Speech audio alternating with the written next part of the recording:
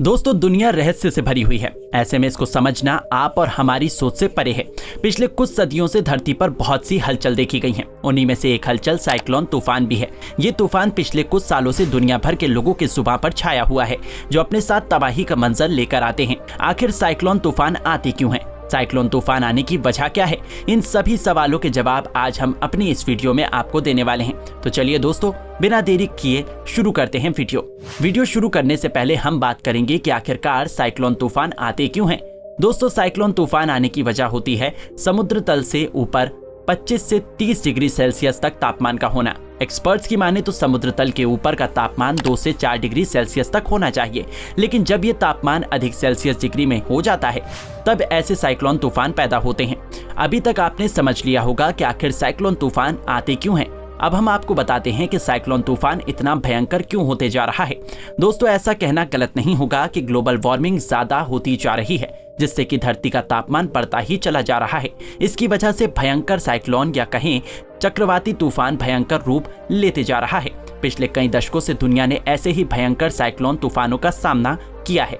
अगर बात करें हाल ही में आए गुजरात सिटी में साइक्लोन तूफान की, जिसने गुजरात सिटी में तबाही मचा दी है। इस तूफान की लहरों की बात करें तो 6 जून 2023 से अरब सागर से उठी थी। तब इसकी रफ्तार 55 से 130 किलोमीटर प्रति घंटे की थी। ये तूफान पिछले 10 दिनों से अरब सागर के समुद्र के ऊपर बन रहा था, लेकिन जब ये 8 जून को आकर गुजरात के कच्छ तटीय क्षेत्र में आकर टकराया तब इसकी रफ्तार 150 किलोमीटर प्रति घंटा आकी गई थी। इसकी लहरों की ऊंचाई की बात करें तो इसका अनुमान हर कोई अपना अपना लगा रहा है।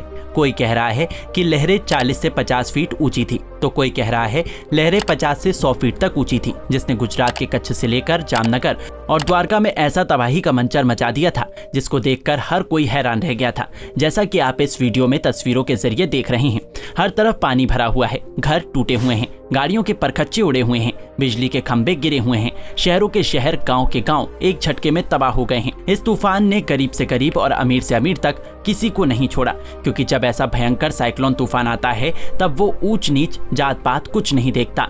ऐसा कहा जाता है कि ये तूफान इतना भयंकर था कि इसकी रफ्तार 150 किलोमीटर प्रति घंटे से भी ऊपर की थी। इस तूफान को बिपरजॉय नाम दिया गया है। इस तूफान के चलते गुजरात के लगभग 940 से अधिक गांव की बिजली को काट दिया गया था और 72,000 के आसपास लोगों को सुरक्षित जगह पर ले जाया गया। बिपरजॉय साइक्लोन तूफान से आर्थिक क्षति इतनी ज्यादा हुई कि आप तस्वीर में साफ साफ देख सकते हैं।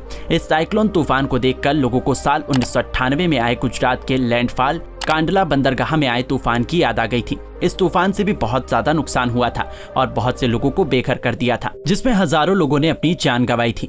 उस समय भी ऐसे तूफान ने हर तरफ तबाही मचाई थी। इतने लंबे समय के बाद एक बार फिर गुजरात में ऐसे ही चक्रवर्ती तूफान ने तबाही का मंजर लोगों की आंखों के सामने लाकर खड़ा कर दिया। लेकिन अब ये तूफान धीरे धीरे कम हो गया है। इस तूफान की वजह से भारत के 9 राज्य अलर्ट पर थे। ऐसा सुनने को मिल रहा है कि आने वाले कुछ समय में ऐसी ही भयंकर तूफान देश के कुछ राज्यों में भी देखा जा सकता है, लेकिन इसकी रफ्तार की बात करें तो उसमें काफी अंतर होगा। अगर हम ये कहें कि साइक्लोन तूफान एक ऐसा भयंकर तूफान है जिससे आर्थिक हानि के साथ साथ मानव त्रासदी बहुत ज्यादा होती है, तो ये गलत नहीं होगा। पिछले कुछ दशकों से ये होता चला आ रहा है। अब हम अपनी इस वीडियो में आगे बढ़ते हैं और आपको भारत देश और उससे बाहर आए पिछले कुछ भयंकर साइक्लोन तूफान के बारे में बताते हैं। दोस्तों, साइक्लोन तूफान की बात करें तो दुनिया के अलग अलग क्षेत्रों में साइक्लोन तूफान आते रहते हैं। ये तूफान इतने भयंकर होते हैं कि जब भी आते हैं अपने साथ तबाही का मंजर जरूर लाते हैं।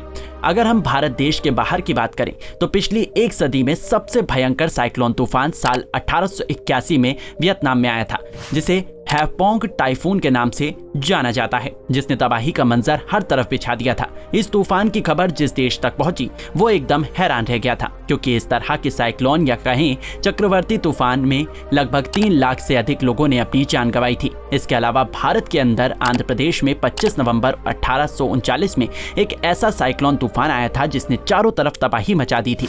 इस तूफान में समुद्र की लहरें 40 से 50 फीट ऊंची उठी थी, जिसने आंध्र प्रदेश में तबाही का ऐसा मंजर पैदा किया था जिसने पानी के जहाज तक को अपनी चपेट में ले लिया था। ऐसा कहा जाता है कि इस साइक्लोन में 25,000 जहाजों की बर्बादी हुई थी और 3 लाख से अधिक लोगों ने इस साइक्लोन तूफान से अपनी जान गंवाई थी, जिसे उस समय कोरिंगा साइक्लोन का नाम दिया गया था।